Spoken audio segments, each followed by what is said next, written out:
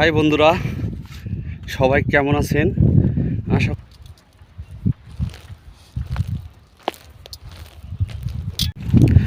High বন্ধুরা, সবাই কেমন আছেন? আশা করি সবাই অনেক ভালো আছেন, সুস্থ আছেন। তো আমি আজ থেকে 20 দিন আগে আপনাদেরকে দেখাইছিলাম যে আমার জমিতে সর্ষা বোনার সময় সর্ষা তখন আসলে সারটার বুনে পেছনে বুনে সর্ষা বুনছিলাম। তো আজকে আবার আসছি ঠিক 20 দিন পরে। সর্ষা বোনার পর বোনার পরে যখন শস্যের বয়স যখন 20 দিন হবে, বোনার পরে 20 দিন তারপরে একটা হালকা একটা যাকে বলে আমরা আমাদের ভাষায় যেটা বলে হলো ছিটানি, ঠিক ইউরিয়া সার দেবো, ঠিক আছে? তো এখন যদি ইউরিয়া সারটা দেই তাহলে সরিষার যে গাছ হয়েছে সেটা অনেক ভালো হবে এবং দ্রুত বড় হয়ে যায়। তো এই জন্য অলরেডি সবাই অনেকেই দিয়ে দিছে, একদিনে যেগুলো বুনছি অনেকেই দিয়ে দিছে। আমি আসলে পাইতেছিলাম না, ঢাকাতে গিয়েছিলাম, এই জন্য তখন আমি দিতে পারিনি। তো এখন আজকে আমি দিব। তো অবশ্যই আপনারা আমার সঙ্গে থাকবেন এবং আমার ভিডিওটি কিন্তু অবশ্যই দেখবেন, ঠিক আছে? তো চলেন, এটা আমার জমি। এই যে দেখতে পাচ্ছেন সরিষার গাছ অলরেডি 20 দিনের ভিতর অনেক বড় হয়ে গেছে। তো এখন এই গাছটাতে এখন একটা ছিটানি একটু ইউরিয়া সার দিতে পারলে গাছটা দ্রুত সহকারে বড় হবে এবং গাছ অনেক তরতাজা হয়ে যাবে। তো অবশ্যই আপনারা ভিডিওটি দেখতে থাকুন, আমার সাথে থাকুন। দেখতে পাচ্ছেন এই যে পুরো জমিটাই আমার, এখন আমি সার বুনবো।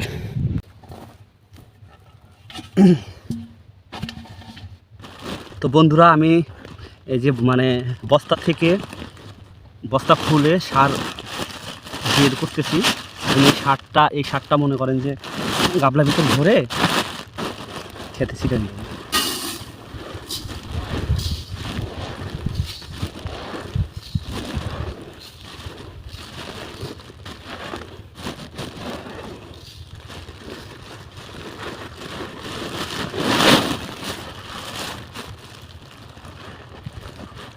তো বন্ধুরা চলেন তাহলে দেখি, আর আপনারা আমার সাথে থাকেন, সার বুনবো, আপনারা দেখবেন। ওকে, চলেন।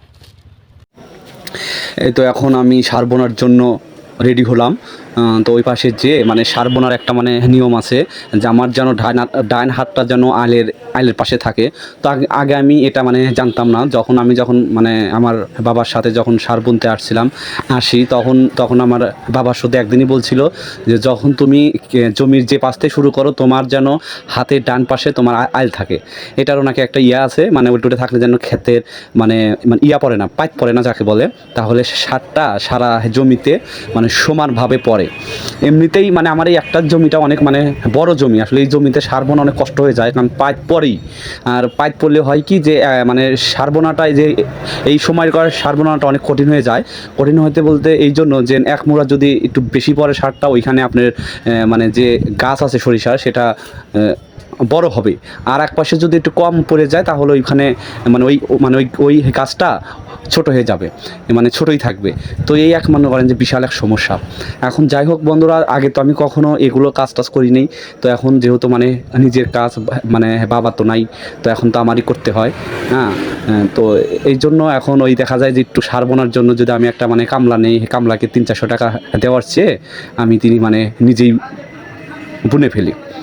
তো অবশ্যই আমার জন্য সবাই দোয়া আশীর্বাদ করবেন যাতে আমি সামনের দিকে আরও এগোতে পারি আর আমার জমির ফসলটা যেন অনেক ভালো হয়। আর আপনারা কিন্তু আমার ভিডিওগুলো অবশ্যই বেশি বেশি দেখবেন, আর ভালো লাগলে কিন্তু অবশ্যই লাইক কমেন্ট শেয়ার করবেন, ঠিক আছে? আর ইউরিয়া সার বোনারও কিন্তু একটা সময় আছে, সেটা আপনি যদি সকালে এসে বোনেন তাহলে কিন্তু হবে না। কারণ সকালে যদি বোনেন, সকালবেলা তো অনেক কুয়াশা পড়ে, তো কুয়াশা পড়লে আপনার ওই সরিষার পাতায় যদি জল কিংবা পানি থাকে তাইলে ওইখানে যদি সারটা পড়ে তাহলে ফুট হয়ে যাবে, পাতাটা ফুট হয়ে যাবে বলতে পুড়ে যাবে।